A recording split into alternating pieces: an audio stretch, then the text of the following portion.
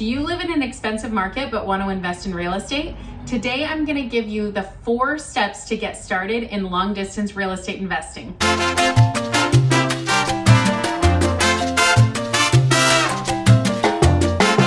Hey everyone, Brittany with Brittany Hannon Real Estate. I am a real estate agent, coach, and investor, and today we're talking about long distance real estate investing. I got started this way. I bought my first fourplex out of state because I live in an expensive area. You guessed it, Southern California. So I felt like there was no way that I could buy a house in Southern California, so I decided to look outside of my area. Now, if I were to get started today, I would try everything to buy something in that expensive market that I live in because the appreciation is more strong in expensive markets. So if I could buy in Southern California, that's what I would do if I were trying to get started today. But getting started out of state is a great way to get started. And today we're going to talk about how to do it. Watch till the end when I tell you what to look for in a great property manager. My favorite book on this topic is David Green's Long Distance Real Estate Investing. That's what I read when I got started, and he really lays it out to show you exactly what you need step by step, and he makes it feel attainable, which it is. Click the link below to get a copy of that book and see other book recommendations that I have. Step 1 is to get a deal finder. Your deal finder is somebody who's going to bring you the deals. So most of the time that's going to be a real estate agent. But if you find somebody who is a wholesaler or even a lender, they may be able to bring you some deals too. But your real estate agent is really the person that you want as your boots on the ground to go and look at those deals for you. You're going to be talking to them a lot about the local neighborhoods, schools, rental potential, and they're going to have a lot of insights on that for you. So when you find that local agent, make sure to let them know that you plan to be in this relationship for a long time. If you find an agent that you trust, make sure that you let them know that you want to invest with them for the long run. You're going to be doing a lot of deals with them throughout the years. Step 2 is do your research. There's only so much information a real estate agent can give you. Since you'll be investing in this area, you want to do more active research. You want to be looking on a macro level. You want to be looking at the economy as a whole. You want to make sure that there are multiple industries in the area. That way, if one industry dries up, the whole town doesn't go bankrupt. So you want to be looking where there's a lot of stuff going on. Hospitals being built, schools being built, Starbucks being built. You want to make sure there's a lot going on and people want to be there.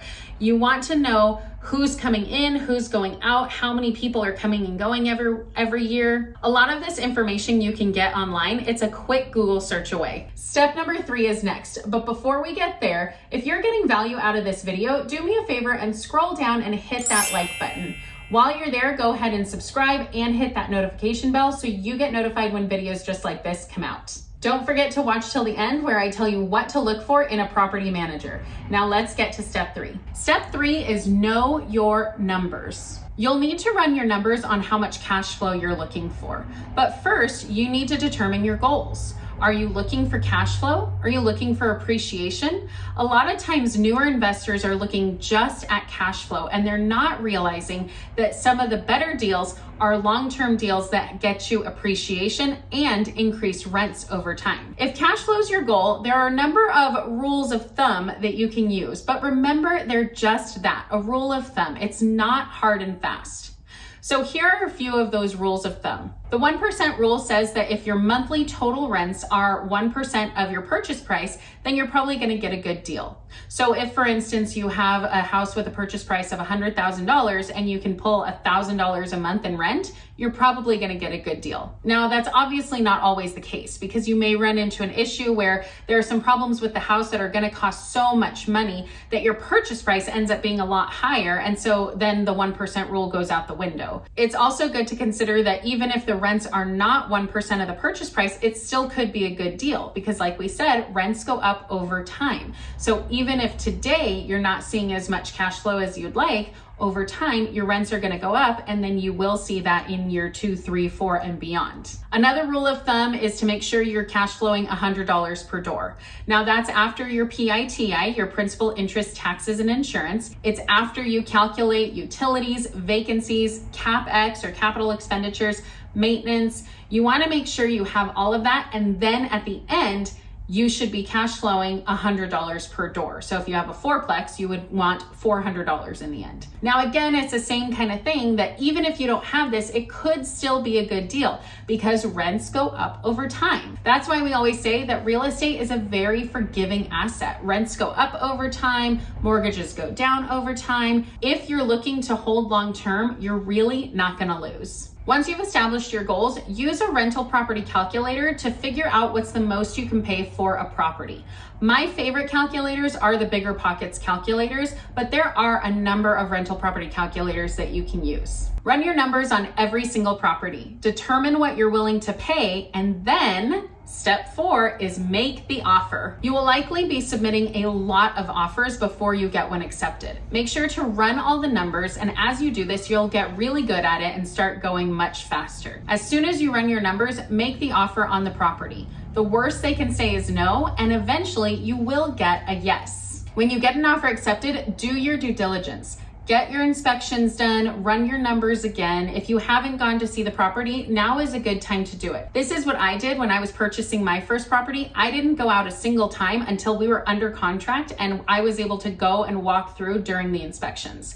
It was great because I was able to go and see every single unit at the same time in one visit. So now when my property manager tells me that one unit needs something fixed or upgraded, I know exactly what they're talking about. So there you have it, the 4 steps to getting started in long distance real estate investing. Step 1, get your deal finder. Step 2, do your research. Step 3, know your numbers. And step 4, make an offer. And if you've watched this far, the bonus and potentially the most important person that you'll need on your long distance journey is your property manager. The right property manager can give you the best estimates on your rents when you're running your numbers.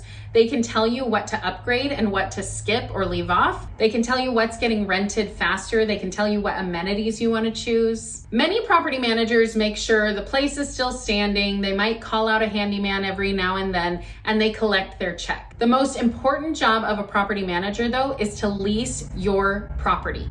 Make sure that you have somebody who's good at marketing, who's good at leasing, who's not going to let it sit vacant, because vacancy is your biggest deal killer. You want to know that your property manager is listing your units everywhere they possibly can. You want to make sure that they are vetting your renters thoroughly, and you want them to let you know why the property may not be being rented. These things are so important to know, and they are the sign of a great property manager. A great property manager is worth their weight in gold. You will not be disappointed if you get a good property manager. It's gonna make your investment make so much more money than if you had a property manager who just let it sit vacant. Thanks for watching. If you liked this video, be sure to check out my other videos with more real estate tips and tricks. Don't forget to like and subscribe, and we'll see you in the next video.